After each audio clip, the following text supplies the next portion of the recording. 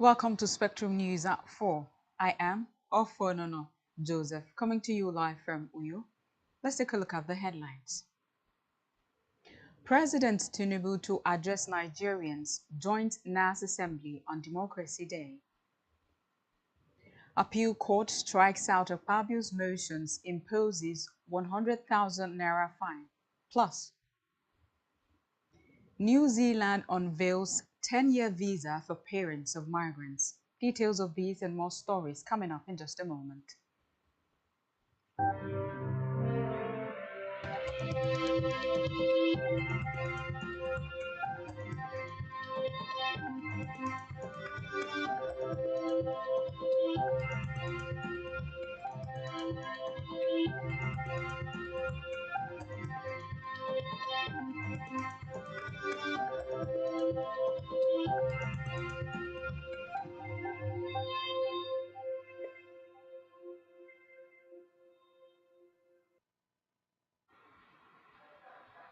Many thanks for joining us on the news at this hour.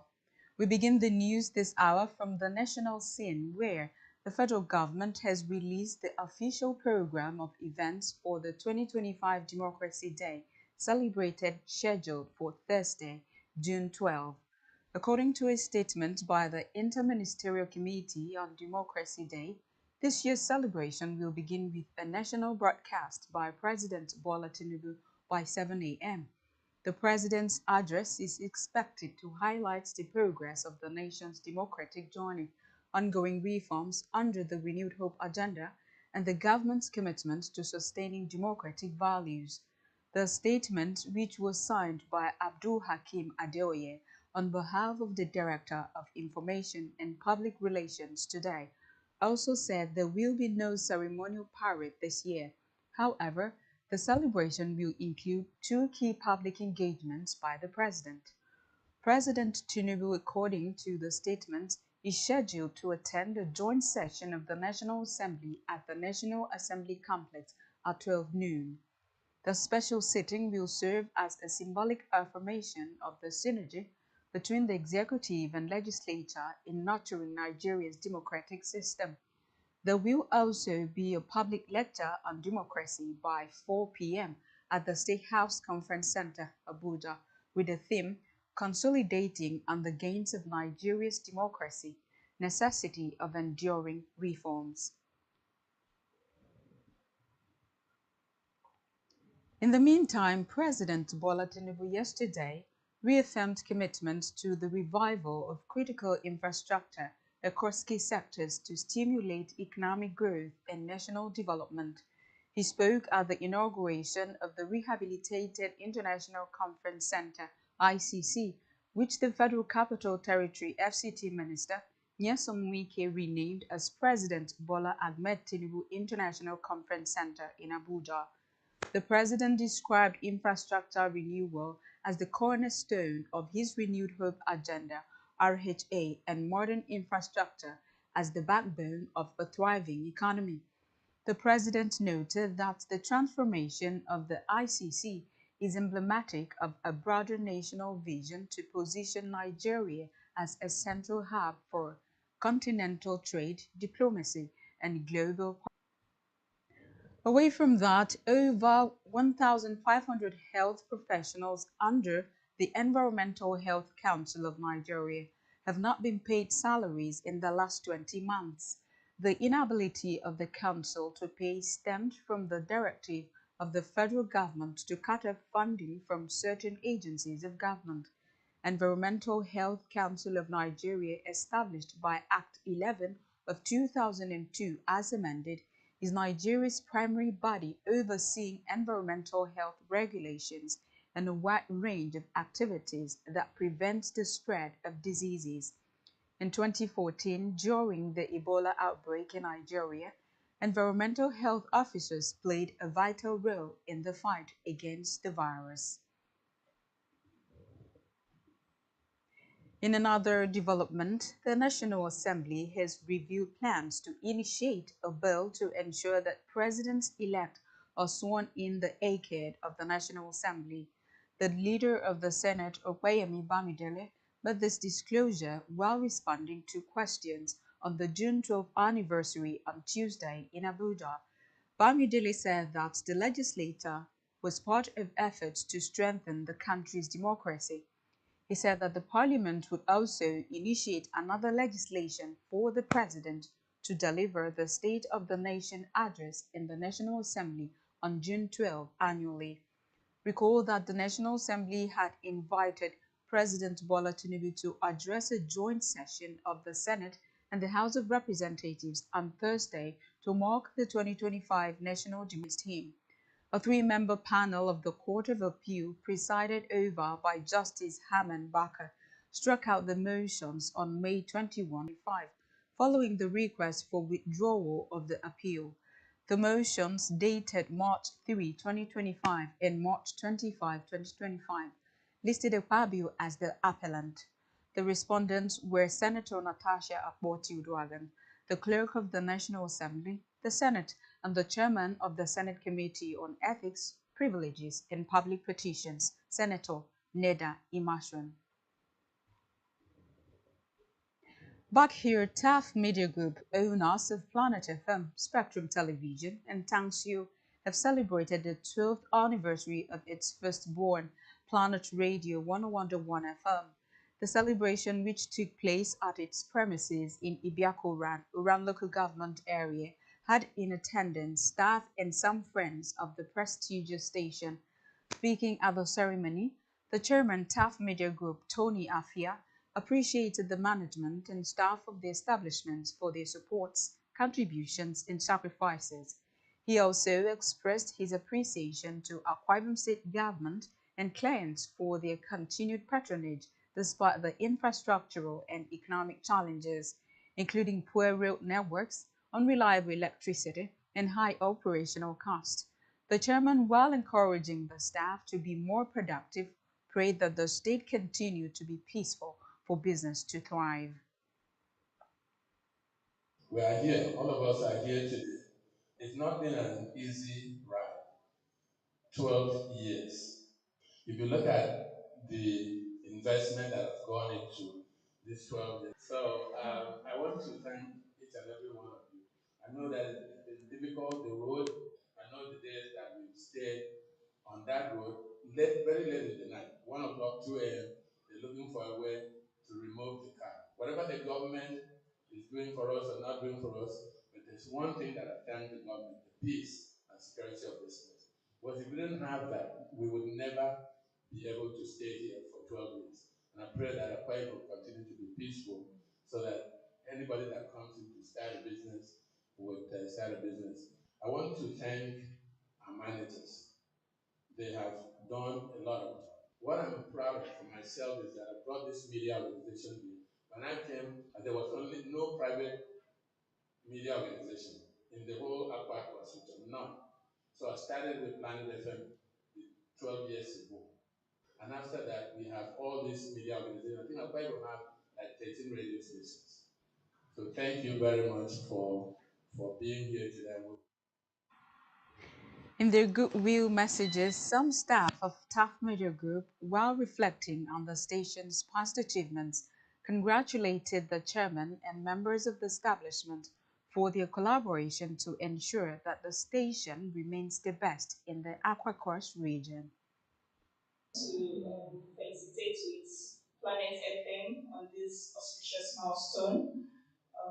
12 years is not been easy. It's really been God's mercy that has kept us this far. And I want to really appreciate God for what He has done. I really want to thank the chairman for taking me in. I started here as a receptionist and before I knew it, traffic. And today I did a program becoming an OAP. Everybody has said to wish Planet FM a happy 12 years anniversary. And congratulations to the chairman. Thank everybody, the managers, for everything they have put together to make this place work. It's a great opportunity to work here. Most of us don't take it for granted. And that's a great thing. Thank you, Mr. Chairman, for the opportunity to say. Here on top of the everyone's environmental department to wish Planet FM a happy anniversary. I say a big congratulations to Planet FM. Established in 2013, Planet Radio, the first privately owned radio station in the Aqua Cross region, has broadcasted a wide variety of content, including news, entertainment, and sports, among others. High points of the event were cutting of the 12th anniversary cake, training session, and a group photograph. On the foreign scene, New Zealand is set to launch a new long-term visa aimed at strengthening family ties for migrants. The Parent Boost visa, which takes effect from 29 September 2025, will allow parents of temporary residents to stay in the country for up to 10 years. Under the new visa policy, eligible parents can initially stay for 5 years with the option to apply for an additional 5-year extension, provided they continue to meet all requirements. Designed as a multi-entry visitor visa, the Parent Boost visa aims to support skilled migrant workers by allowing their parents to join them for extended periods. However, the visa does not offer a direct path to permanent residency.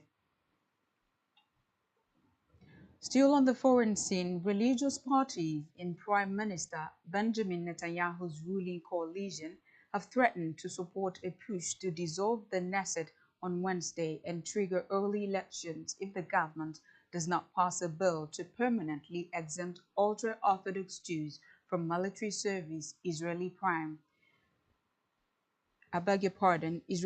Minister Benjamin Netanyahu faces a vote to dissolve parliament Wednesday, and key coalition partners have threatened to bring down his government. Still, few think it is the end of the road for Israel's longest-serving prime minister, who has been battling corruption charges for years, or his far-right government, still in power after presiding over the security failures surrounding the Hamas-led October 7, 2023 attack. The move to dissolve, called by the opposition, will only pass if Netanyahu's ultra-Orthodox coalition partners break with him over the failure to pass a law exempting the community from military service, an issue that has bitterly divided Israelis, especially during the ongoing war in the Gaza Strip. The threats coming from the ultra-Orthodox could be posturing, and many expect Netanyahu to pull off a last-minute deal.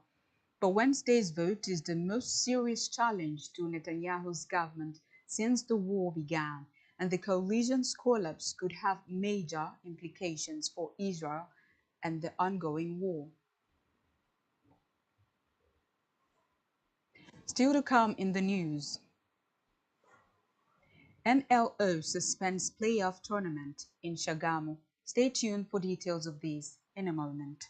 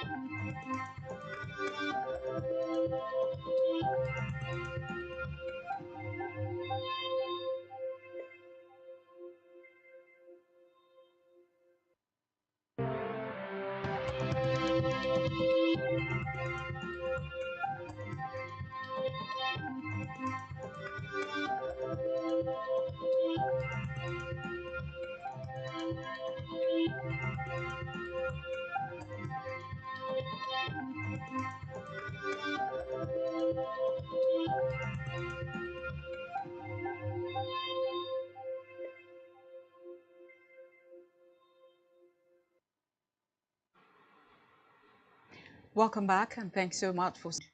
On our business news, the Central Bank of Nigeria, CBN, has extended the recapitalization deadline of the Bureau de Change (BDC) operators to December 31, 2025.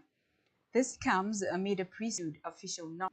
Still in business, the Nigerian government may lose $4 million from a World Bank loan after failing to get a pass mark on key audit standards and the Nigeria Customs Service. This is according to a World Bank restructuring paper dated June 2025. The amount, which is the equivalent of around 6.2 billion naira with an exchange rate of 1,568 naira per dollar could have helped to address one of Nigeria's infrastructural deficits. The fund formed part of the $103 million Fiscal Governance and Institutions Project, a public financial management initiative financed through a credit facility from the International Development Association. Accordingly, the revenue assurance audit covering the FIRS and customs for the 2018 to 2021 financial years was assessed as not achieved because the report submitted did not meet international auditing standards. We move over to health, where Borno State Governor Babagana Zulum has donated 300 million naira to the victims of the recent Mokwe flood disaster. The governor announced the donation when he led a delegation from Benin on a sympathy visit to the government house on Tuesday in Mina. Zulum stated that the donation visit to the government house on Tuesday in Mina. Zulum stated that the donation was to complement the efforts of the Niger government in addressing the disaster. The governor commiserated with the government and people of Niger over the devastating effects of the flood that claimed many lives, destroyed property and livelihoods. Zulum added that it was time for all subnational governments to work collectively to mitigate the effects of climate change in society. He also enjoined the federal government to establish a robust mechanism that would stem the tide of such obnoxious disasters. Still in health, the federal government reaffirmed its commitment to improving maternal and child care services across the country as the wife of the president, Senator Oluremi Tinubu, flagged off the distribution of 10,000 professional kits to midwives in the southeast region of Nigeria. The event, held at the International Conference Center, Enugu, drew high-level government officials, healthcare workers, and stakeholders in the health sector. It marked a milestone in the ongoing under the renewed hope agenda of President Bola Tinubu. Speaking at the ceremony, the Minister of State for Health and Social Welfare, Dr. Tunji Salako, described the distribution as a strategic intervention aligned with the federal government's plan to ensure that every Nigerian has access to quality health care without financial hardship.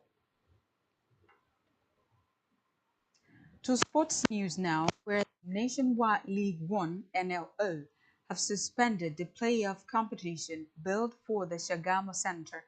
The suspension was necessitated due to a pending appeal submitted by Positive FA against the NLGs in the season. A new date is expected to be communicated for the start of the playoff after the Nigeria Football Federation (NFF) appeal committee delivered a decision on the matter. The memo was communicated to all the participating clubs scheduled to take part in the competition. Reports say Murak FC, Ekiti United, Adeyemi FC, and Hamola FC are the participating teams in the playoff.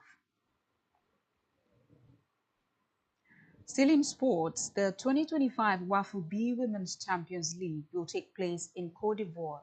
According to the WAFU B Secretariat, the tournament will run from Saturday 9th August to Sunday, August 24, 2025. 8 teams will participate in the annual competition. The Secretariat said Nigeria Women Football League (NWFL) champions Bayelsa, Queens and Police Ladies of Ghana have already booked their spots in Cote d'Ivoire 2025. The winner will compete at the 2025 CAF Women's Champions League.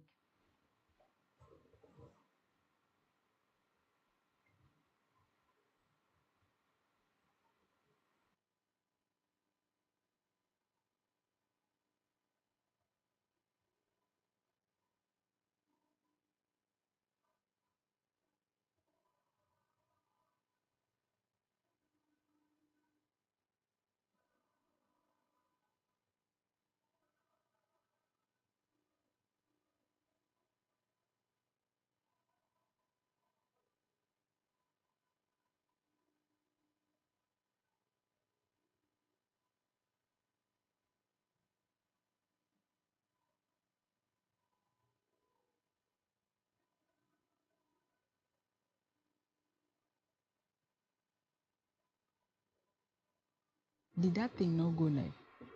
Do what you're doing. You really want to answer. That sound okay. Can you hear me? Is it okay? Can you hear me? Coming back to you. Is that, are you guys okay? We're good.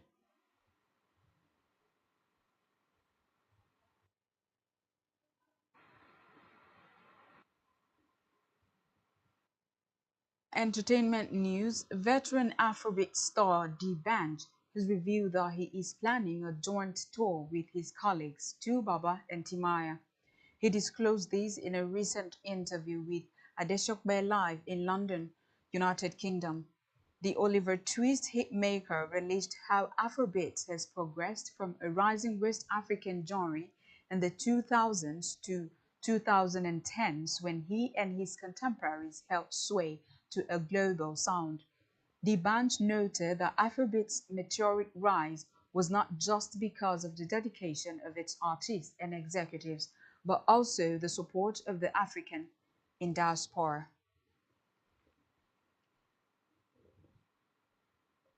And that's all we have for you at this time.